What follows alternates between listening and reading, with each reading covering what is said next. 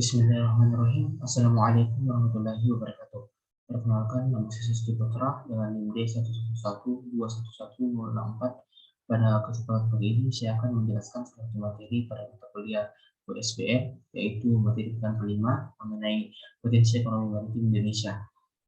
Yang akan saya jelaskan ini berdasarkan referensi pada artikel yang berada pada jurnal ilmiah. Baik, langsung saja.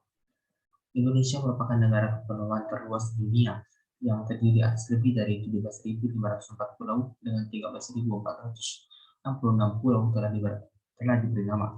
Sebanyak 92 pulau terluar sebagai bagian pangkal dari perairan Indonesia ke arah laut lepas telah didaftarkan ke Perserikatan Bangsa-Bangsa atau PBB. Indonesia memiliki garis pantai sepanjang 95.181 km kuadrat dan terletak pada posisi sangat strategis antara benua Asia dan Antartik, benua Asia dan Australia, serta Samudra Hindia dan Pasifik.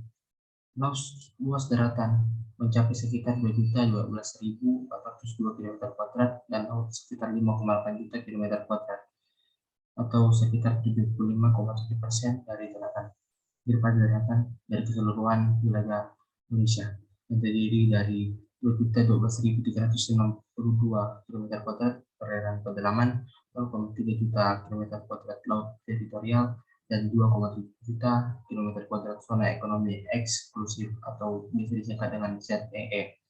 Sebagai negara kepulauan yang memiliki laut yang luas, garis pantai yang panjang, sektor maritim dan kelautan menjadi sangat strategis bagi Indonesia, ditinjau dari aspek lingkungan, sosial budaya, hukum, dan keamanan. Dan yang terkhusus pada materi ini yaitu ekonomi. Meskipun demikian, selama ini sektor tersebut masih kurang mendapat perhatian serius dibandingkan dengan sektor daratan. Era pemerintahan Presiden Joko Widodo dengan visi pembangunan terwujudnya Indonesia yang berdaulat, mandiri, dan berkepribadian berlandaskan gotong royong memberikan harapan dan mengembalikan semangat untuk membangun maritim dengan memanfaatkan potensi sumber daya alam kelautan. Selanjutnya, untuk mencapai visi tersebut diturunkanlah misi. Yang pertama itu mewujudkan keamanan nasional yang mampu menjaga kedaulatan wilayah, menopang kemandirian ekonomi dengan mengamankan sumber daya maritim dan mencerminkan kepribadian Indonesia sebagai negara kepulauan. Yang kedua, mewujudkan masyarakat maju, berkesinambungan, dan demokratis berdasarkan berlandaskan negara hukum. Yang ketiga, mewujudkan politik luar negeri bebas aktif dan memperkuat ciri diri sebagai negara bangsa maritim. Yang keempat, mewujudkan kualitas hidup manusia Indonesia yang tinggi, maju, dan sejahtera. Yang kelima, mewujudkan bangsa yang berbudaya asing. Yang keenam, mewujudkan Indonesia menjadi negara maritim yang mandiri, maju, kuat, dan membasiskan kepentingan nasional. Dan yang terakhir atau yang ketujuh, mewujudkan masyarakat yang berkepribadian dalam kebudayaan. Nah, 3 dari 7 misi tersebut berhubungan dengan maritim dan posisi Indonesia sebagai negara kepulauan. Karenanya dalam Kabinet Kerja, Presiden Joko Widodo membentuk Kementerian Koordinator Kementerian dan Sumber Daya. Di samping visi dan misi tersebut, kemaritiman dan sumber daya di samping visi dan misi tersebut, Presiden juga mengetengahkan konsep poros maritim dan tol laut. Penetapan prioritas pembangunan sektor maritim ini sangat beralasan bila dilihat dari sudut sejarah bangsa. Nenek moyang bangsa ini dikenal sebagai bangsa laut atau bangsa bahari dan pernah jaya di laut di masa sebelum kehadiran kolonialisme melalui perdagangan antar pulau. Budaya maritim menjadi bagian yang tak terpisahkan dari kehidupan masyarakat, khususnya terkait dengan maritim dan kelautan. Para nelayan dan masyarakat pesisir misalnya memiliki kearifan lokal dalam mengelola dan memanfaatkan sumber daya laut, sehingga keberlanjutan sumber kehidupan mereka tetap terjamin hingga ke anak cucu. Salah satu bukti warisan budaya sebagai bangsa pelaut yang hingga kini masih ada adalah kapal pinisi. Laut, pesisir, dan sungai merupakan urat nadi yang menjadi kekuatan bangsa ini sejak dulu. 3 wilayah ini pelabuhan besar dibangun yang didirikan dengan aktivitas pedagang dan berbagai pulau di Nusantara dan dari belahan dunia. Hal itu membuat perekonomian dan peradaban maju dan berkembang. Kemampuan mengelola maritim itu disadari oleh Belanda, karena itu Belanda mendesak pribumi menjauhi laut menuju daratan hingga pegunungan. Sejak itu, pertanian daratan menjadi berkembang. Potensi maritim dan kelautan yang begitu besar seharusnya dimanfaatkan oleh untuk menyejahterakan masyarakat. Namun, kenyataannya, potensi itu belum dimanfaatkan dengan optimal. Hal itu berkontribusi pada angka kemiskinan yang masih tinggi. Sebagian antaranya adalah pengalian dan menjaga pesisir terkait yang tergolong kelompok paling miskin.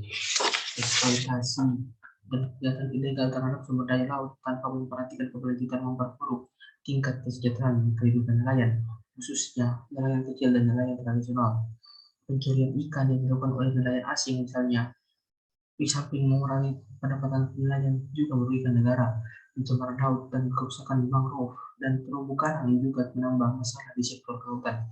Selain masalah ekonomi dan kelautan dan lingkungan, masalah yang juga muncul di sektor maritim dan kelautan adalah masalah keamanan dan politik. Sebagai negara yang berada pada perlintasan dua benua dan dua samudera, Indonesia termasuk negara yang rawan dari sisi keamanan laut, baik keamanan laut yang bersifat lokal, nasional maupun internasional. Perumpakan di perairan Indonesia masih sering terjadi, baik yang dilakukan oleh orang Indonesia sendiri maupun orang asing, baik yang ditujukan kepada kapal Indonesia maupun kepada kapal asing. Selain itu, persoalan pulau-pulau terluar yang sedang ini kurang mendapatkan perhatian pemerintah juga menimbulkan persoalan politik, antara lain tumpang tindih klaim kepemilikan beberapa pulau di perbatasan oleh beberapa negara, minimnya sumber daya manusia yang berkualitas, lemahnya penegakan hukum, dan terbatasnya infrastruktur maritim dan kelautan menambah rumit persoalan. Terdapat 4 permasalahan dalam konteks posisi Indonesia sebagai negara kepulauan, yaitu yang pertama, bangsa Indonesia sampai saat ini belum memiliki kebijakan nasional tentang pembangunan negara kepulauan yang terpadu. Kebijakan yang ada selama ini hanya bersifat sektoral, padahal pembangunan negara kepulauan memiliki keterkaitan antar sektor yang tinggi. Yang kedua, lemahnya pemahaman dan kesadaran tentang arti dan makna Indonesia sebagai negara kepulauan dari segi geografi, politik, ekonomi, sosial, dan budaya. Sampai saat ini. Yang ketiga, sampai saat ini, negara belum menetapkan batas-batas wilayah perairan dalam, padahal wilayah perairan dalam mutlak menjadi kedaulatan bangsa Indonesia. Artinya, tidak boleh ada satupun kapal asing boleh masuk ke perairan dalam Indonesia tanpa izin. Dan yang keempat, lemahnya pertahanan dan kedaulatan negara dari sisi mata laut yang mencakup. Yang pertama, belum optimalnya peran pertahanan dan laut dalam menjaga keutuhan bangsa dan negara. Yang kedua, ancaman kuota asing yang ingin memanfaatkan perairan ZEE Indonesia. Yang ketiga, belum lengkapnya perangkat hukum dan implementasi pertahanan dan pertahanan laut. Yang keempat, masih terbatasnya fasilitas untuk melakukan pengamanan laut. Yang kelima, makin meningkatnya kegiatan terorisme, perompakan, dan pencurian ikan di wilayah perairan laut Indonesia. Dan yang terakhir, masih lemahnya penegakan hukum kepada pelanggar hukum. Disadari bahwa untuk mengatasi berbagai masalah yang terjadi tersebut bukan persoalan yang mudah dan sederhana. Untuk itu, perubahan harus dilakukan. Dan saat inilah momentum yang tepat untuk memulai perubahan seiring dengan komitmen pemerintah untuk melakukan pembangunan sektor maritim dan kelautan. Oleh karena itu, kajian akademis terhadap sektor maritim dan kelautan merupakan salah satu langkah yang tepat untuk ditempuh dalam upaya membangun sektor maritim dan kelautan yang komprehensif dan berkelanjutan. Maka dari itu, kita membutuhkan sebuah hal bagaimana pemerintah dapat memajukan potensi ekonomi maritim Indonesia ini. Mungkin sampai di sini yang dapat saya sampaikan. Bila ada salah kata, mohon maaf yang sebesar-besarnya. Wassalamualaikum warahmatullahi wabarakatuh.